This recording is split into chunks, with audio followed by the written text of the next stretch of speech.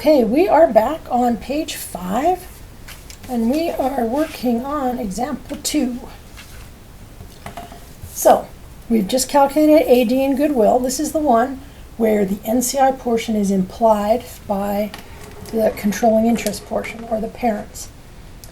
So, down here, we're going to do the consolidation or elimination entries.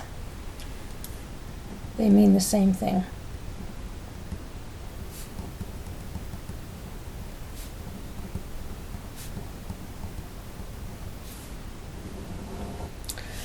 Now,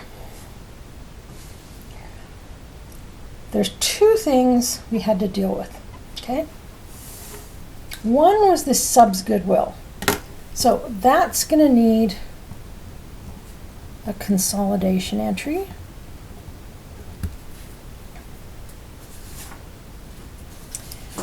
And going back to page 4, we already noted that netting this out needs a consolidation entry. I have to net this one out, just so you know, because we're not changing these to fair value, just this one.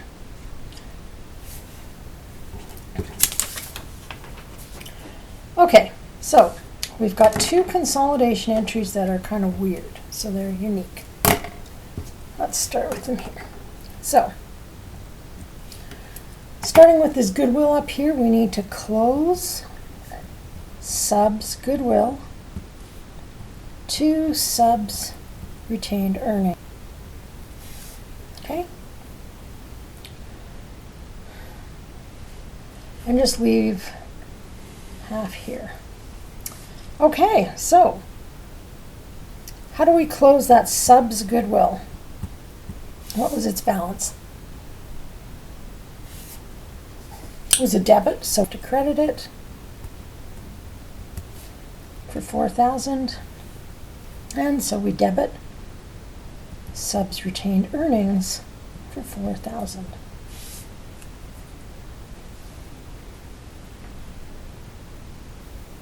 So this is taken care of. The other one was this netting out. So what do you think I'm going to have to do? We did this entry at the last chapter. I have to close the accumulated depreciation to the plant.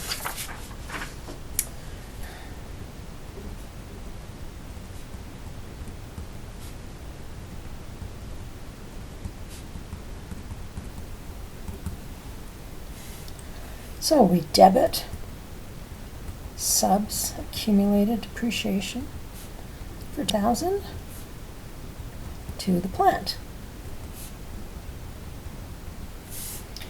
Are we doing these on the subs books? Nope. How about the parents' books? Nope. It's on the little laptop. I'm just going to call it consolidation laptop. Most likely it would be your just regular computer in a different file. So I'm just trying to make sure in your head you're separating it, okay? So no, these aren't on every question.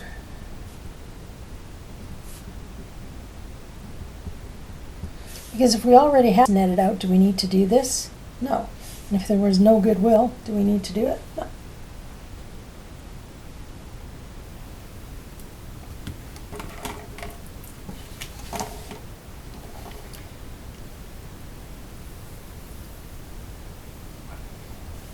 Now, there's a new one. I mean, these are new too, but they're situation specific. This one will be done all the time.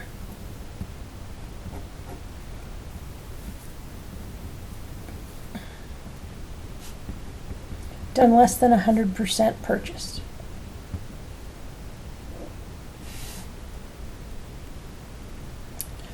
So we need to record NCI at acquisition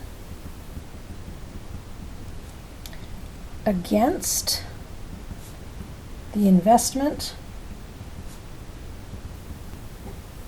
of the parent.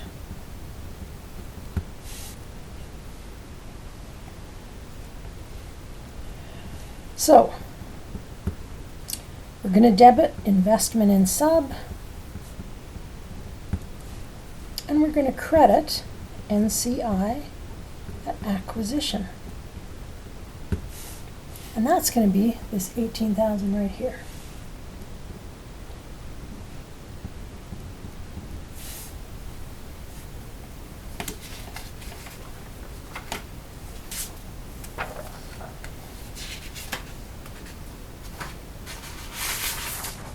So these two are new, but they're weird because there are weird things happening.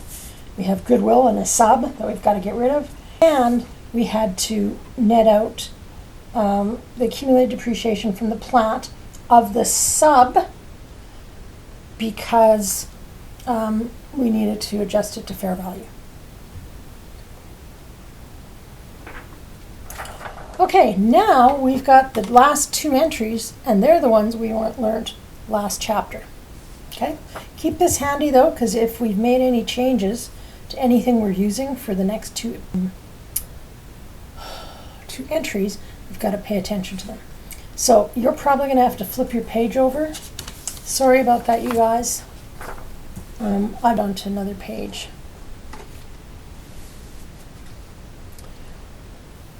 Okay. Oh wait, you're at home. You're not in a classroom. You can just go get another page. Okay, I haven't quite caught up with what we're doing yet this year in this situation. Okay, so these last two entries are from chapter 3. So they're called consolidation or elimination entries.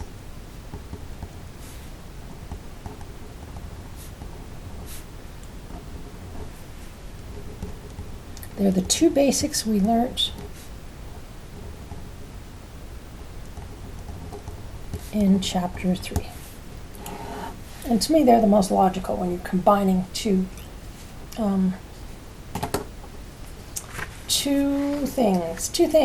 entities.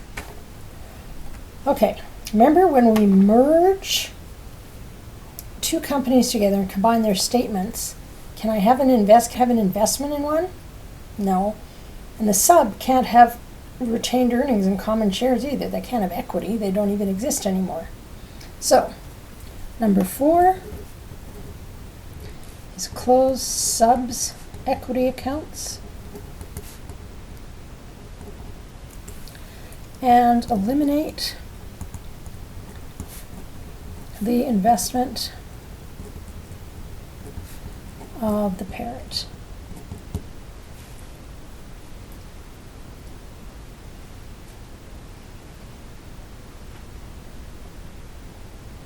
So remember, we're going to be dealing with acquisition differential from page 5 in our goodwill calculation. So we're going to need that, and then for the second one, we're going to need all of this.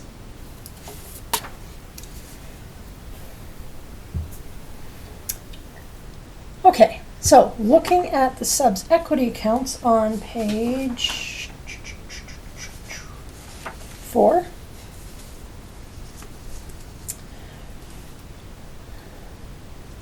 We have to close their equity accounts. We have to get rid of our investment. Okay? But when you look here, we adjusted the subs retained earnings. So we're going to have to take that 4,000 off from the 30,000 here. Okay?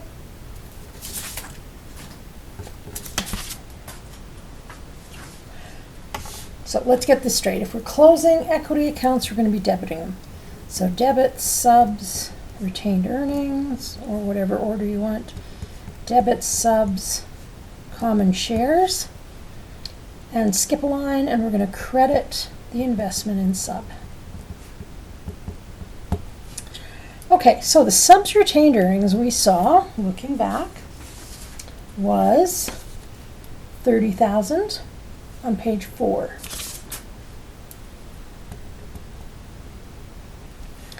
But then, on page 5, we debited it for 4,000. So we're going to have to take off, and that's from entry number 1, take off to make it 26,000. Now the subs common shares, looking back on page 4, they're 40,000 and they haven't changed. Now the investment in the sub. What did the investment in the sub used to be? 72,000.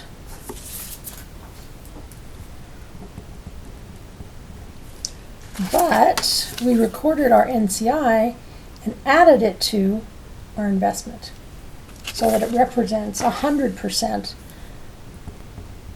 of the sub, so that's 90,000. Now, how much is this missing number? Well, looking at your goodwill calculation, you hope it's 24,000. And that's your acquisition differential.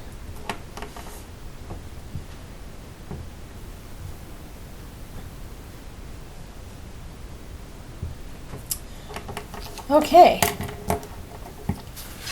now we're going to do the last one. And that was adjust subs net assets to fair value and record goodwill.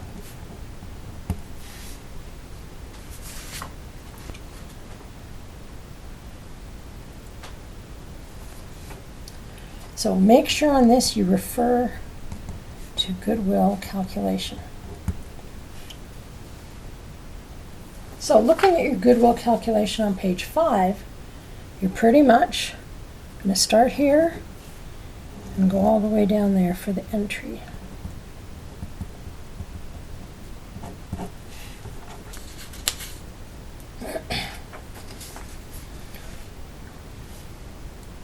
So just pause this, you guys. Do your entry, because you did it last chapter, and then come back and see if you got it right.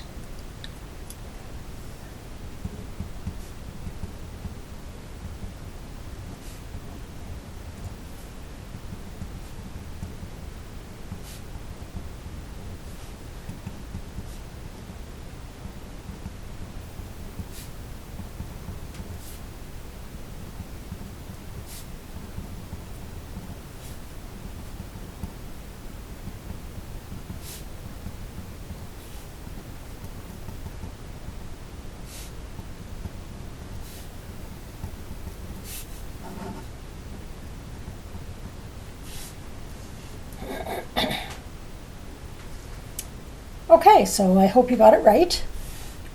You just start at the top and go down. Inventory goes up, so it's a debit.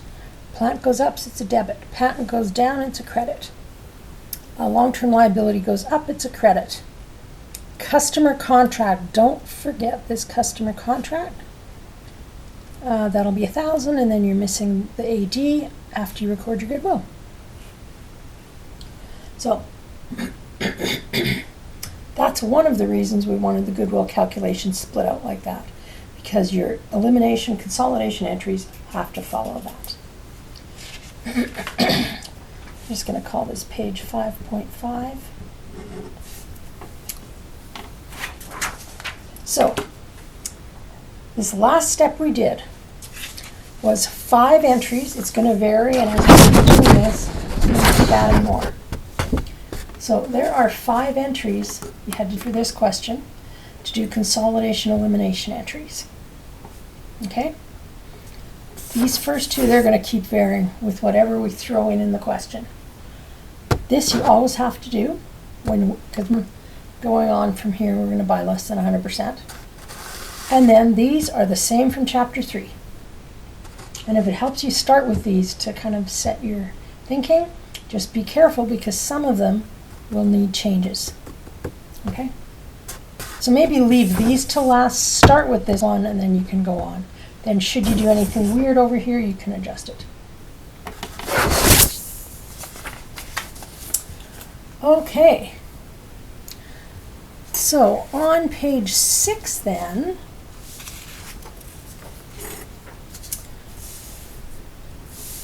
is our working paper.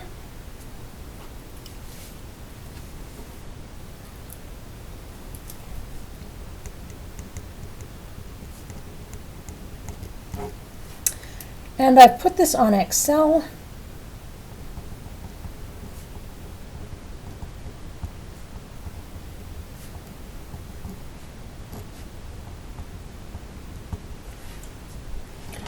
And remember, we're doing FVE method.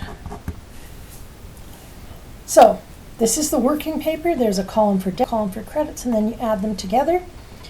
Now, before I send you off to do this on your own and then check your Blackboard, I want to draw your attention to a couple things. Tell me something. What's the balance and investment going to be on the consolidated balance sheet? It's always going to be 0. Okay? Now, are there any new things we have to add in? Notice we have goodwill here already. If the sub didn't have goodwill, this would just be a blank line and you'd have to add it in. Okay? So is there anything we need to add in here? What's your goodwill calculation? Yeah, we've got a contract, right? A customer contract we have to add in. We'd have to add goodwill in if it wasn't there. We're also missing AD. So make sure you add those guys in. And we've got something new. We've got NCI. Where did we say it appears? It's part of equity. So you're always going to have to put your little NCI here when you buy less than 100%. Okay? So you should get 651,000. Total assets, total liabilities, and equity. And this should be 150,000. So go ahead and check on Blackboard for your to make sure you did it okay. Okay, I'm going to leave this video now, and then we'll go on to INA. Remember, that's FVE, then we'll do the other INA one.